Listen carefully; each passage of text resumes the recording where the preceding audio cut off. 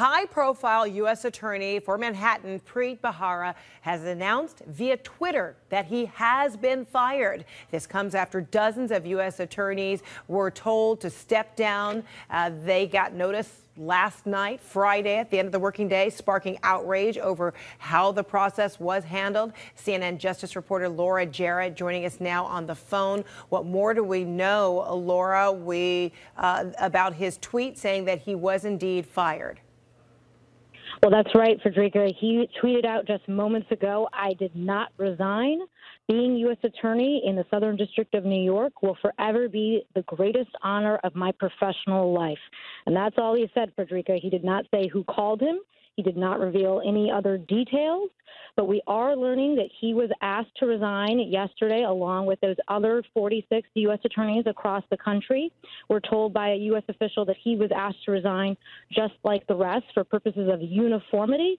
But as you have pointed out before earlier today, that this is a pretty big turn of events, as last November he was told that he would be allowed to stay on by the President Trump, President of the United States. And so we don't know all the details of what changed over these last 3 months, Frederica.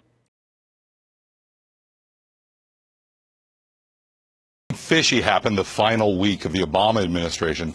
The Obama White House quietly changed the line of succession of the Justice Department so that an Obama-friendly prosecutor would be put in charge should Jeff Sessions have to recuse himself. Now, obviously, last week, Attorney General Jeff Sessions did recuse himself from certain investigations involving the Trump campaign.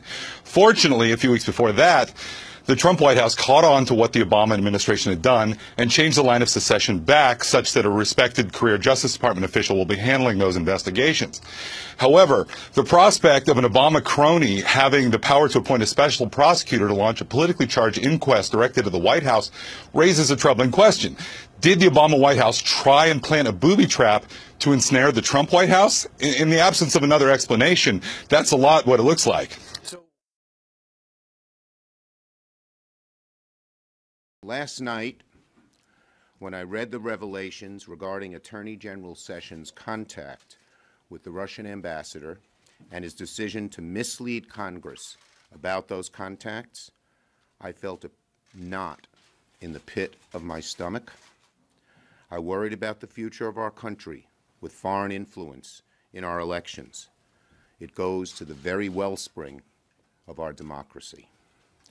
For weeks, I have said that Attorney General Sessions needs to recuse himself from any investigation into contacts between the President and his associates on the campaign and transition and Russia.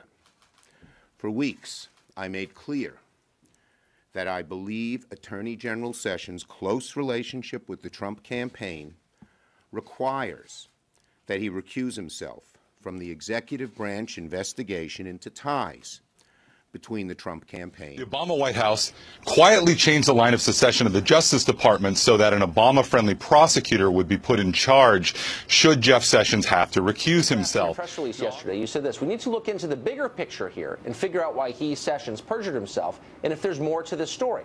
We need a no-kidding independent investigation into Russian hacking and influence. What are they hiding?" So the obvious question is, what exactly are you implying? That Sessions is in the employ of the Kremlin? He's an agent? What's the implication of this? No, but I'm saying we should find out what the truth is, and we shouldn't be afraid of the facts. And I think we all ought to step back and just let the facts play out. Right. It is extremely concerning that he gave false testimony under oath to the Senate, as part of his confirmation hearing. That's enough for me to suggest that he step aside. But I think the bigger issue is what the Russians were up to, because we now have multiple officials who seem to be playing footsie with the Russians and either lying about it, like Michael Flynn, or forgetting about it in the case of Jeff Sessions' statement, or, hiding it in the case of bringing him into Trump Tower to see the president's son-in-law. What's going on with the Russians? And it would be great if both parties cared equally about this. Right. So I think we know the answers to some of those questions. So to the first meeting that you referred to that Jeff Sessions had with the Russian ambassador, it was now the famous meeting in Cleveland at the Republican convention. That meeting turned out to be set up actually by the Obama administration under a program run by the Obama State Department that brought in 100 different ambassadors to watch the convention in progress. And they brought them to this event where Jeff Sessions was. The conference was an educational program for ambassadors. I'm quoting now, the Obama State Department handled all of the coordination with the ambassadors and their staff, of which there are about 100.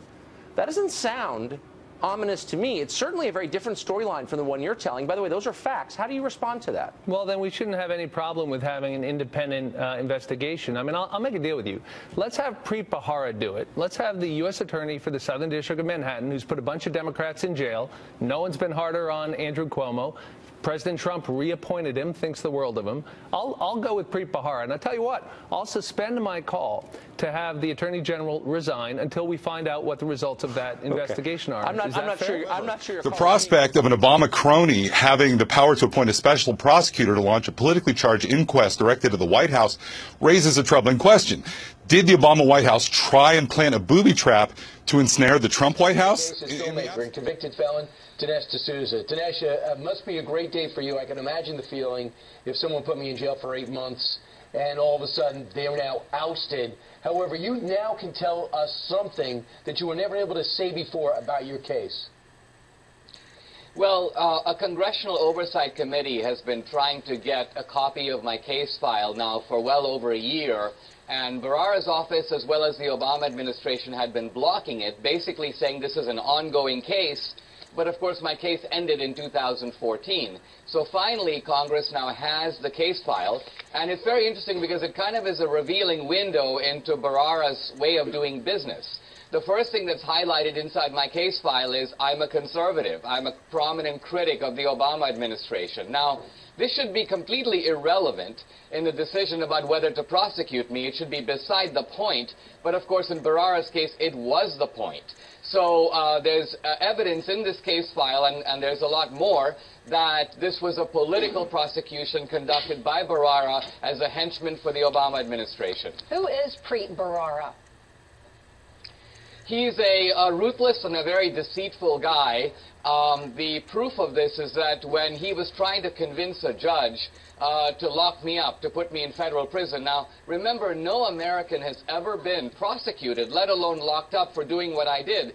So how could Bharara succeed in convincing a judge? Well, he took a series of cases, all involving corruption, and altered the facts of those cases to conceal the corruption, to try to con the judge into sending me to federal prison. It didn't really work, but it's a kind of window into the soul of Preet Bharara and the kind of deceitful man that he is. Yeah, they just switch it right over. Could it be maybe that Preet wasn't fast enough in indicting de Blasio for his pay-to-play? That could be it. So I welcome the new Attorney General, and maybe they'll follow through with the evidence at hand and do the indictment that's supposed to be there for illegal campaign contributions. Oh, so you think maybe the new guy would come in? Oh, yeah, I did. All the evidence is there. It's all pay for play. You give me money, 350,000 teachers union, you get a contract for $9 billion. It goes on and on and on. Wow. And I think it'll be time for a good United States attorney to put some handcuffs on. Good afternoon. I'm still reporting on the Clintons. When it comes to an honest investigation of the Clinton Foundation, there is really only one man in the United States up to the task. An Indian-born, naturalized American, someone the Clintons fear. His name is Preet Bharara.